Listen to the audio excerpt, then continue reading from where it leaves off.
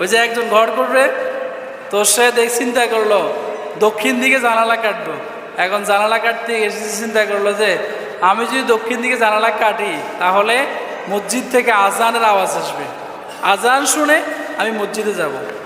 এখন বলেন, যদি দক্ষিণ দিকে জানালা কাটা হয়, আজানের আওয়াজ যদি আসে, সেখান দিয়ে মনে বাতাস আসবে না?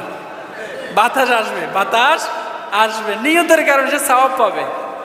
তাহলে আজানের আওয়াজ শুনবে, এজন্য জানালা কাটলে আজানের আওয়াজও শোনা হবে, সওয়াবও হবে এবং বাতাসও আসবে ফ্রিতে। কিন্তু শুধু যদি বাতাস খাওয়ার নিয়ত থাকে, সওয়াব হবে না। বুঝতে পারছেন তো? নিয়ত করলেও সওয়াব দেন কে? আল্লাহ।